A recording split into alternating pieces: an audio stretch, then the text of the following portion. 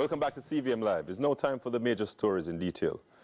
The 18-year-old woman who was arrested following the deaths of 3 children and the injury of 2 others in a fire at Booby Drive, Kingston 11, is to appear in the Kingston and St. Andrew Parish Court tomorrow. Sanaya Clark was charged with the offense of cruelty to a child in relation to the injury of 2 of the children. Detectives are awaiting a ruling from the Office of the Director of Public Prosecution to determine if additional charges will be laid. 1-year-old twins, Javon and Jivon Bennett, and 3-year-old Chrysant Maxwell died in the fire that destroyed their home on Saturday, January 27. 3-year-old Tadiki Bennett later died at hospital while being treated. Reports are that Miss Clark was left by her mom in charge of her younger siblings while the mother went to work. The 18-year-old, however, reportedly left the house with another minor in charge of the children, who included her 2-year-old twin girls, one of whom died in the blaze. A former firefighter and his family lost their house after he awoke to find his home in flames in St. Anne. CVM's Khadija Thomas tells us what happened. Oscar Lawrence, who is the father of former Member of Parliament Othniel Lawrence, is now thanking God that he was awakened just in time to remove his wife, 2 grandchildren, and his 95-year-old father-in-law, who sustained burns to his body. The senior Lawrence says he was awakened by the heat of the flames, which engulfed all 4 bedrooms of his home during the night. Lawrence says the fire brigade responded quickly, but it was too late to save his home. He had to rely on assistance from friends and family, but no one could stop the fire. I fought a lot of fires in my lifetime, 35 years of firefighting. Eventually left at the rank of a district officer. I have been to many fires, but this fire was exceptional because it engulfed very quickly. And we do not really ascertain the cause of the fire yet, which is being investigated by the St. Andrews Bay Fire Department, which we are hoping that they'll give us a cause very shortly. He says he's devastated that his home has been destroyed because it holds sentimental value. All my children were raised here from a Member of Parliament. My son Alfred, Mark, and other siblings were raised here. They know of no other place as home. Mm-hmm. They always come to visit me every now and again, and just to realize that the memory is all gone. It's a big blow and headache to this. Meanwhile, his son Othniel Lawrence says he will be meeting with his siblings to discuss the possible relocation of his parents.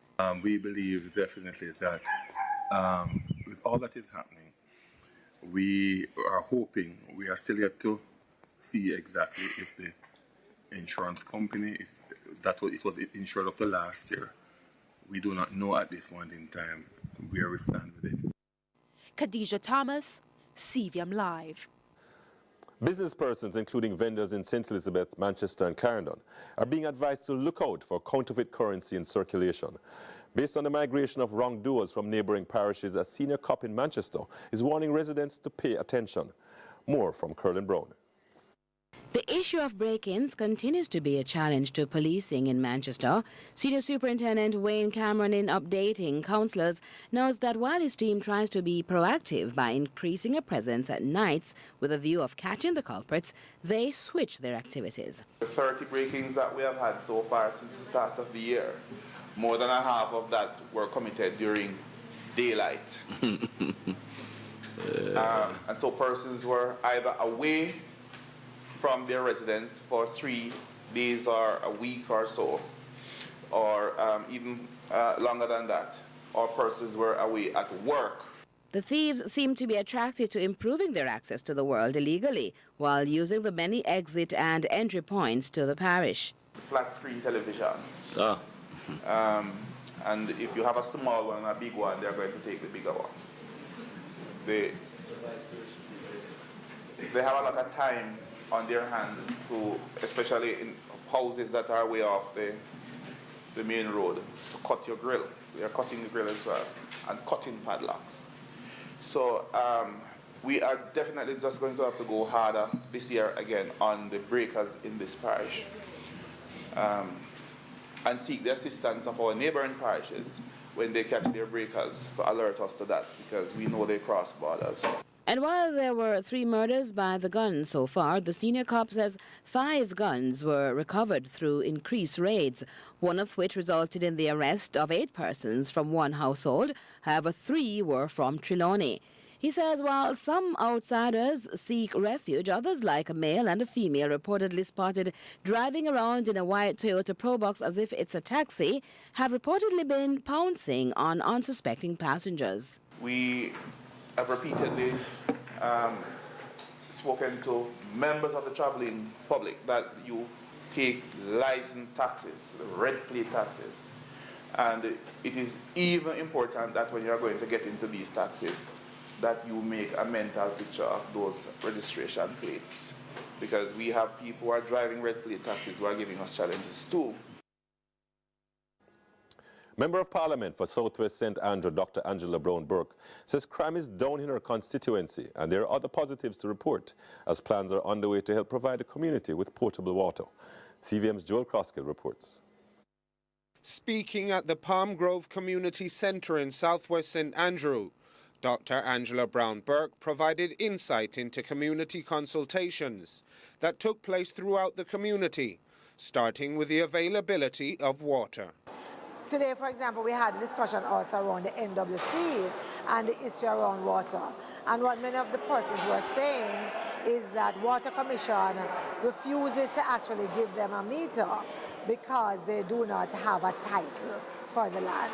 And in some of the cases that they recounted today, they have been living on the land for generations. The individuals in whose name the title is, that's probably dating about 50, 60 years ago. These are family members coming down the generation line or other individuals who have lived there and whose families have lived there for 50 and 60 years. Dr. Brown-Burke also spoke of some housing developments that were taking place in Majesty Gardens, which have the potential to raise property value in the area. Members of the committee were also excited to learn or to discuss some of the housing projects that were started by the former Member of Parliament and former Prime Minister. So, for example, in Majestic Gardens, they have started the infrastructure work on a set of houses, units that should be built, which is a continuation of the housing project in Majestic Garden. And then there's also the Foreshore Estates that's also to come.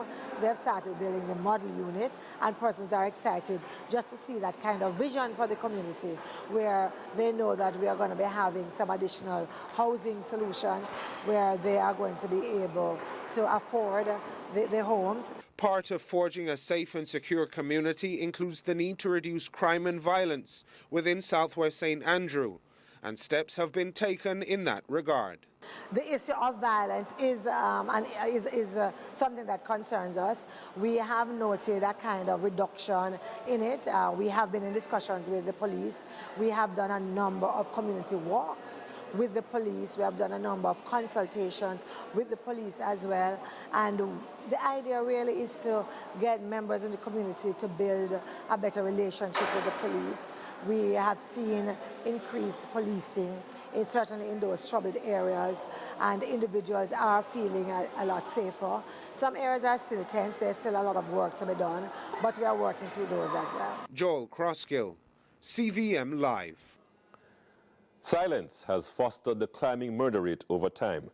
That's the word from well-known Seventh-day Adventist pastor Glenn Samuels, who led the sermon for a mother and daughter murdered in St. James last year. Nika Lewis reports. Am I my brother's keeper?